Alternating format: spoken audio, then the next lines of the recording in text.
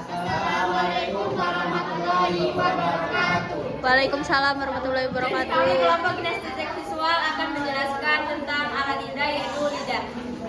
Jadi lidah adalah organ yang terdiri dari otot yang dilapisi oleh jaringan merah muda yang disebut dengan mukosa. Jadi di permukaan lidah ini terdapat bulu halus yang bernama papilia. Papilia ini jika disentuh akan sedikit kasar. Selanjutnya ada struktur lidah. Struktur lidah itu terdiri dari ujung dan juga tepi lidah. Ujung dan tepi lidah itu terdapat di bagian lidah paling depan dan juga terdapat di bagian belakang gigi seri dan juga terletak di bagian tepi kanan dan juga tepi kiri. Yang kedua yaitu pangkal lidah. Pangkal lidah itu terletak di bagian dasar korea mulut. Pangkal lidah ini itu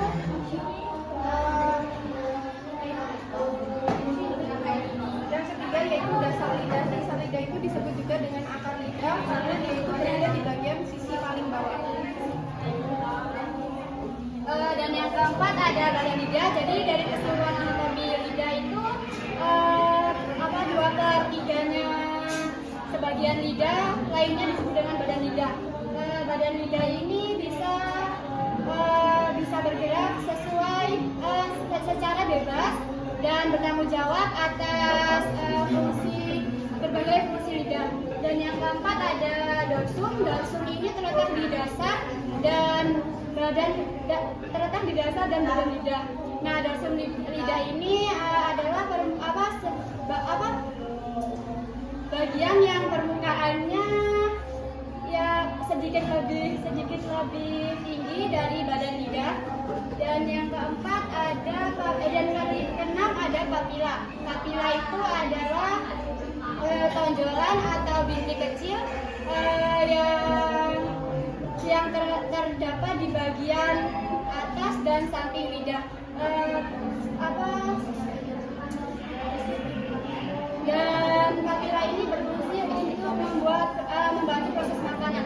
Adapun jenis-jenis papila, yang pertama ada papila circumvallata, lalu papila filiformis, lalu papila violata dan papila fumiformis. Nah, lalu yang terakhir adalah otot lidah. Otot lidah ini dibagi menjadi dua anatomi. Yang pertama ada otot intrinsik dan otot ekstrinsik. Dan otot intrinsik ini adalah otot yang membentuk lidah. Adapun jenis-jenis otot intrinsik, yang pertama ada longitudinal superior, yaitu berperan untuk melipat dan menekuk lidah. Dan yang kedua ada longitudinal interior, yaitu berperan dalam menekuk otot dalam sehingga memendekkan dan memanjangkan lidah. Dan yang ketiga ada transversal, yaitu berperan dalam menjulurkan lidah dan memanjangkan lidah. Dan ada juga yang terakhir vertikal, yaitu berperan saat lidah melebar dalam mulut sehingga mendorong ke belakang gigi. Dan ada pun jenis-jenis ekstrinsik.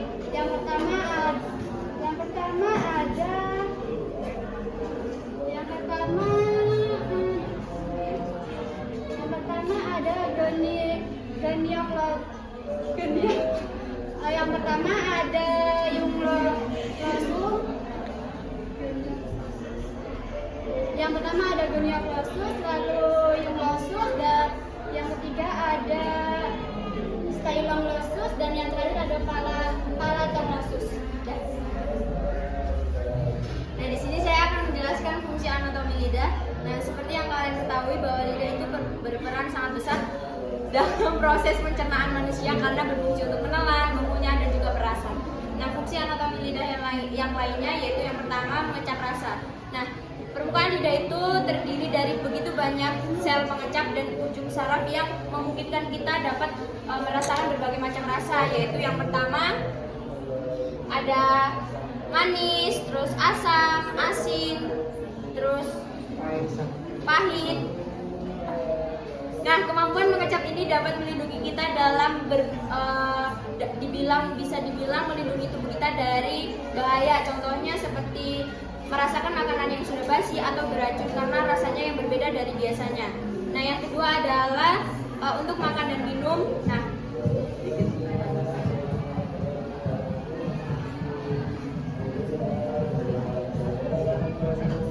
untuk makan dan minum.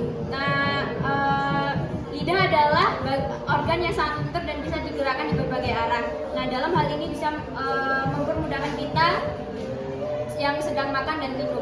Nah, dalam contohnya itu kayak membantu menghisap, terus mengolah makanan padat menjadi lebih lembut karena supaya bisa lebih mudah ditelan.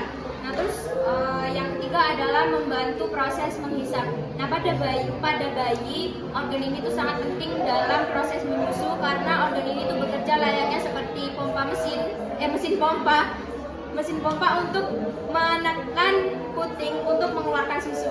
Nah, tekanan yang dihasilkan oleh lidah ini itu bisa merangsang air susu keluar dari payudara. Nah, yang keempat adalah membantu proses mengunyah. Yang kelima adalah bagian dari sistem pertahanan tubuh.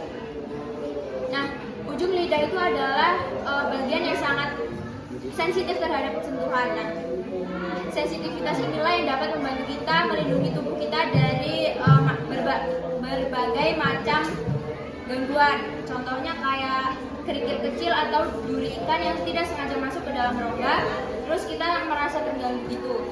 Nah, yang keenam adalah membantu proses berbicara. Nah, untuk menghasilkan suara, lidah, gigi, mulut itu harus bekerja sama dengan baik.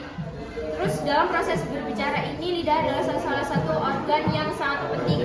Nah, bahkan dia itu bisa menghasilkan 90 kata per menit dengan 20 gerakan yang berbeda. Nah, lidah itu adalah termasuk organ utama dalam pengucapan huruf T, D, L, dan R.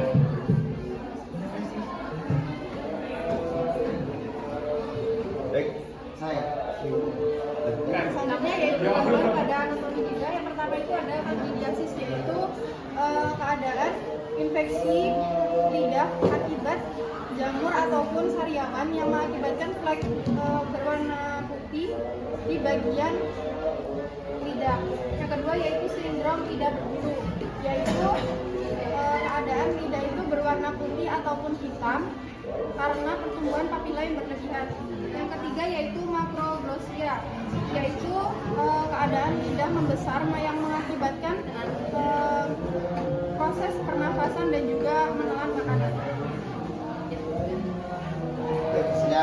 Saya akan melanjutkan gangguan pada anatomi lidah pada nomor 4. Tomoetit itu adalah lidah yang terkait yang dapat mempengaruhi gerakan seperti menelan dan berbicara. Habis itu kelumpuhan otot genioplossus, yaitu lidah yang jatuh ke belakang yang dapat menyebabkan yang bisa menghalangi napas atau mengganggu napas. Terus yang keenam, sindrom lidah terbakar. Sindrom lidah terbakar ini tidak berbahaya karena ini disebabkan oleh saraf ringan. Lalu yang terakhir, leukoplakia oral, ya ini becak putih yang tidak bisa hilang dan dapat menyebabkan penyakit kanker mulut.